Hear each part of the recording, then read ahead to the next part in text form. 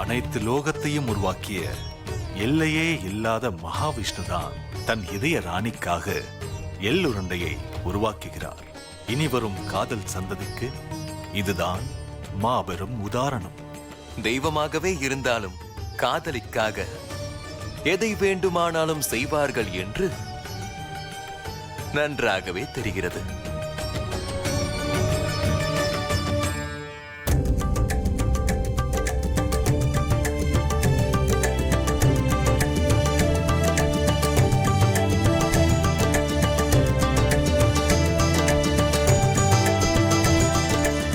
உன் கை எதுவும் சுடவில்லையே? கதை சொல்லும் கதாசிரியர் கையில் கரண்டியுடன் எரியும் அடுப்பில் எதை சமைத்துக் கொண்டிருக்கிறீர்கள்? அது வந்து எள்ளுருண்டையை செய்ய ஆரம்பித்தேன், முடிக்க தெரியாமல் முழிக்கின்றேன். அதான் எதையோ சாதித்த என்னால் ஒரு எள்ளுருண்டையை சமைக்க முடியவில்லை. நீ சற்று உதவினால் நன்றாக இருக்கும். வேறு வழியே இல்லை. நான் உதவித்தான் ஆக வேண்டும். இல்லாவிட்டால் அடுப்பின் நெருப்பு உங்கள் குடிலேயே மொத்தமாக மென்று தின்றுவிடும். அது மட்டுமல்ல, நான் எள்ளுருண்டையின் மேல் தீரா காதல் கொண்டவள். நேற்றுதான் எள்ளுருண்டை எப்படி செய்வது என்பதை அம்மா எனக்கு கற்றுத்தந்தார். எனக்கென்னவோ உங்களுக்காகவே கற்றுக்கொண்டது போல் தெரிகிறது. எள் இருக்கிறது, வெல்லம்,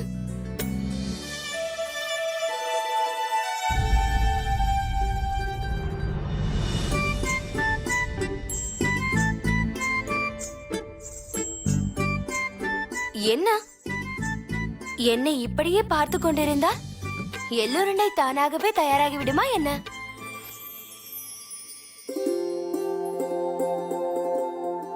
நான் என்ன செய்ய வேண்டும்? நீயே சொல் தேவி. எள்ளுருண்டை எப்படி தயாரிப்பது என்று ஒவ்வொன்றாக வரிசையாக சொல்கிறேன். சொன்னதை கேட்டு சொன்ன வண்ணமே செய்து விடுவீர்கள் தானே? ஏன் முடியாது? நானே என் கையால் தயாரித்து விடுவேன்.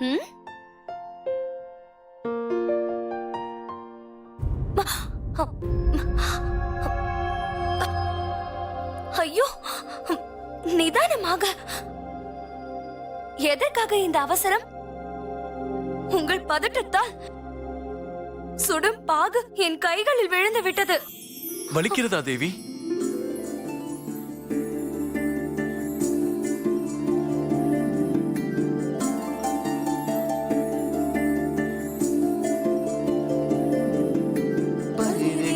சனிச நி பனி பனி பரிரி கரி சனிச.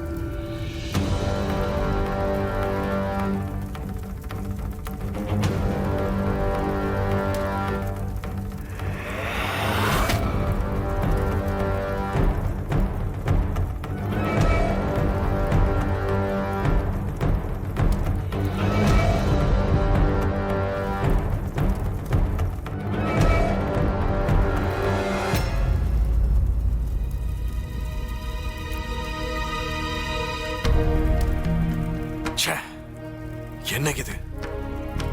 எனக்கேன் இந்த நிலை? அந்த விஷ்ணுவின் நினைவு என் மனதை விட்டு அகலவில்லையே. என்னால் ஏன் பரிபூரணமாக இந்த யாகத்தை தொடர்ந்து நடத்த முடியவில்லை? இல்லை, இதிலிருந்து நான் மீண்டு பூரணமாக இந்த யாகத்தை முடித்தாக வேண்டும்.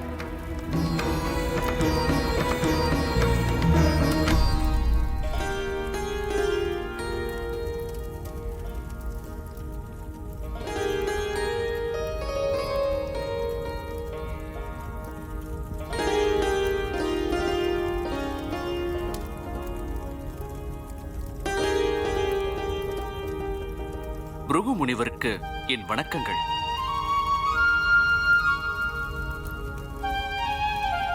மங்களம் பெறுவாய் மகனே. யார் நீ? எங்கிருந்து வருகிறாய்? குருவே, நான் அத்ரி மகா முனிகளின் சிஷ்யன் நிர்ணய். உங்களுக்கு சேவை செய்வது பாக்கியம் என கூறி எமது குரு ஒரு மடலை கொடுத்து அனுப்பியிருக்கிறார். அத்ரி மகரிஷிகள் உன் மூலமாக எமக்கு மடல் அனுப்பியிருக்கிறாரா? என்ன விசேஷமாக? அத்ரி மகரிஷிகளிடம் என் வித்யாபியாசம் பூர்ணமாகிவிட்டது. பிருகு மகரிஷிக்கு சேவை செய்யாமல் நீ கற்ற ஜோதிட கல்வியானது பயனற்றதாக போகும் என்று கூறி உங்களுக்கு சிஷ்யனாக அனுப்பினார். அவரை சந்தித்து இதை கொடு என்று கூறி இந்த மடலை கொடுத்து அனுப்பினார்.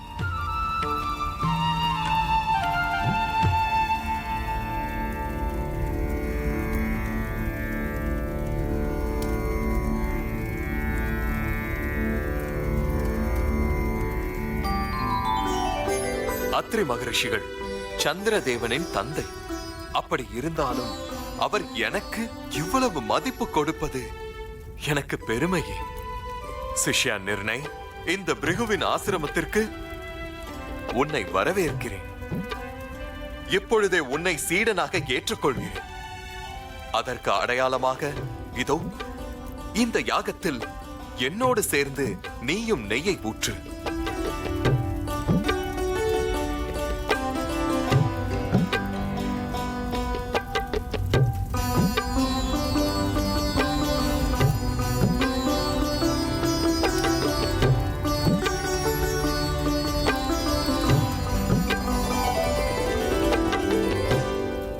முதலில் அடுப்பின் மீது தீப்படும் இடத்தில் பானையை வைக்க வேண்டும். முதலில் அதை செய்யுங்கள்.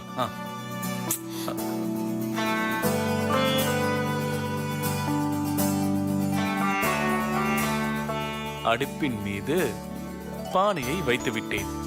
அடுத்து பானையின் உள்ளே வெல்லத்தை போட வேண்டும். வெல்லத்தையா? எவ்வளவு? இவ்வளவு. ஆ.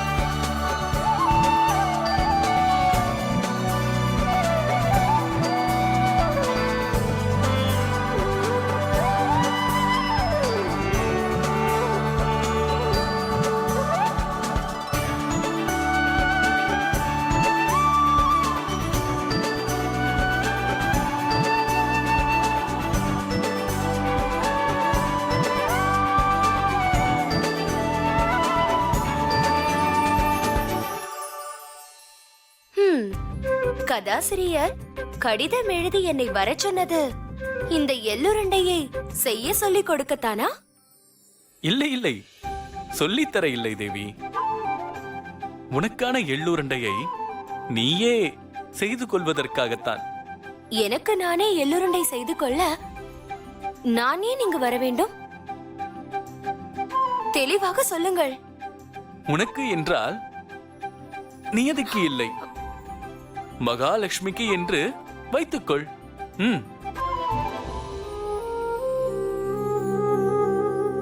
யார் அந்த மகாலட்சுமி?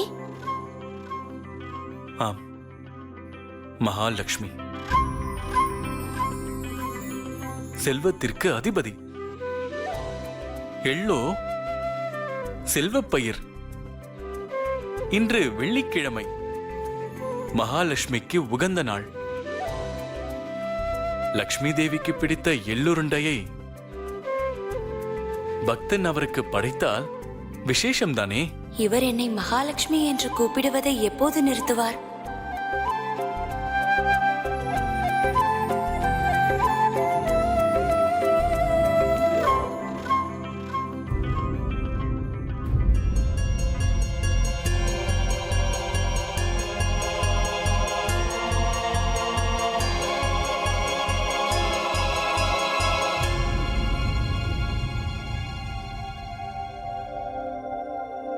இது மகாலட்சுமிக்கு என்று சொன்னீர்களே, எனக்கு எள்ளுருண்டை என்றால் உயிர். நான் இதை சாப்பிட ஆவலாக இருந்தேன். தேவி, இது உனக்கான பிரசாதம்தான். இதை ஏற்றுக்கொள். நீ இதை ஏற்றால் அதுவே என் பாக்கியம். எடுத்துக்கொள். ம்.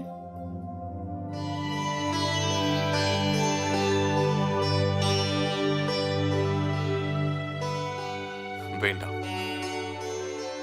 கியாதி, இவர் நிர்ணய், அத்ரி மகரிஷிகளின் சீடன். ஓ, என்னிடம் ஜோதிட சாஸ்திரங்களை கற்றுக்கொள்வதற்கு அவர் அனுமதியுடன் வந்திருக்கிறார். நிர்ணய், ஜோதிட கலையில் நீ பெரிய ஞானி ஆவாய். அதற்கு நான் பொறுப்பு. எனக்கு தெரிந்த வித்தை அனைத்தையும் உனக்கு கற்றுத் தருவேன். கியாதி, நிர்ணய் தங்குவதற்கு வசதியாக அந்த குடிலை சுத்தம் செய்ய வேண்டும். பணிப்பெண்ணிடம் சொல். சுவாமி, சுக்கராச்சாரியாரை போல இவரையும் என் மகனாகவே பார்க்கிறேன். எதற்கு பணிப்பெண்? நானே குடிலை சுத்தம் செய்கிறேன். உங்கள் அன்பிற்கு நன்றி தாயே. என் கைகளை சுத்தம் செய்துவிட்டு வருகிறேன்.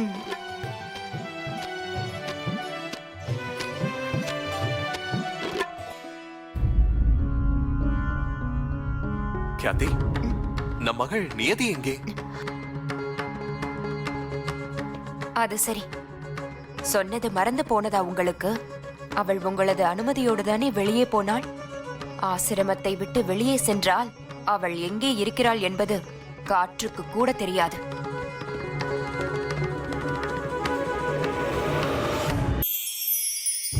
விஷ்ணு, எனக்கு நேரமாகிவிட்டது. நான் ஆசிரமத்திற்கு செல்லவே. ஹே விஷ்ணு, எதற்காக என் கண்களை மூடுகிறாய்? இது என்ன விளையாட்டு?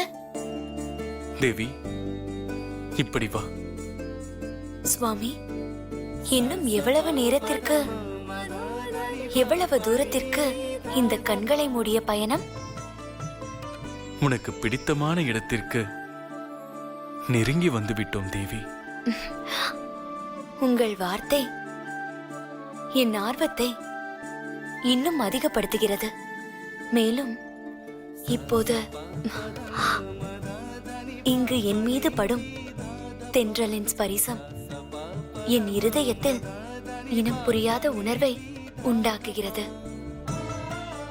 ஆமாம் தேவி, இந்த இடம் நீ விரும்பியதையெல்லாம் அடையும் இடம், ஆனந்தமான இடம்.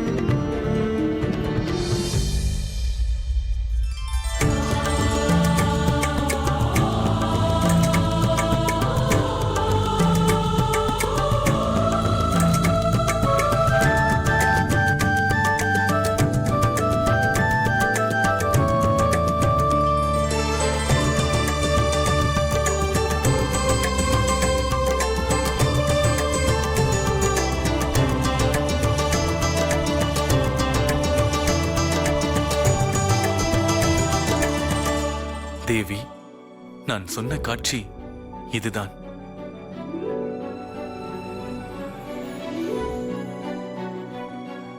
இந்த ஓவியத்தை நீங்களா வரைந்தீர்கள்?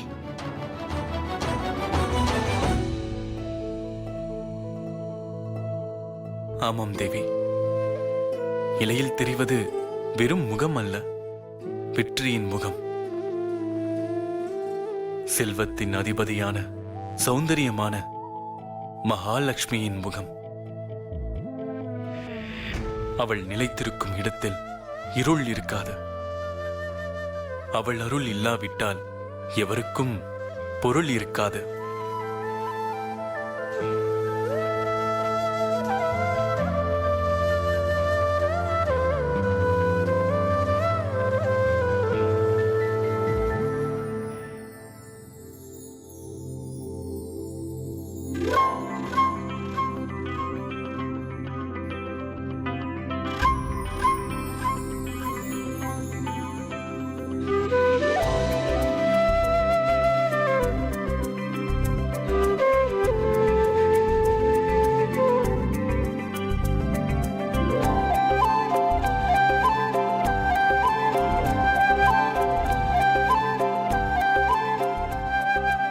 என்ன யோசனை?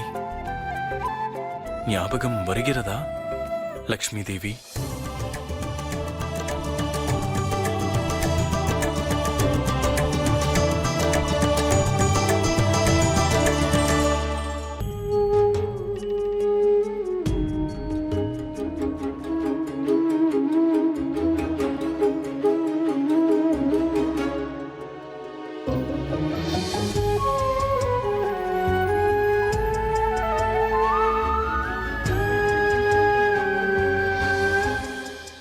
மனதில் தோன்றுவதை மறைக்காமல் சொல். நீ எதை நினைக்கிறாய் லக்ஷ்மி தேவி?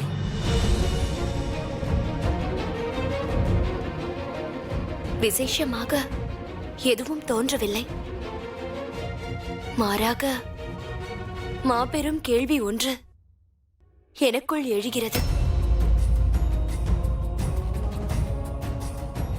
கேள் தேவி. நீ என்ன கேள்வி கேட்டாலும் பதில் சொல்ல நான் தயார். உனக்குள் உருவான கேள்வி என்ன?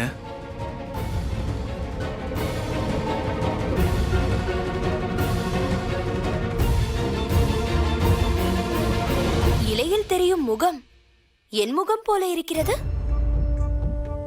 மறுபடியும் மறுபடியும் நீங்கள் என்னை லக்ஷ்மி தேவி என்று அழைக்கிறீர்கள். என் பெயர் நியதி. என்னை ஏன் லக்ஷ்மி தேவி என்று நிரூபிக்க போராடுகிறீர்கள்?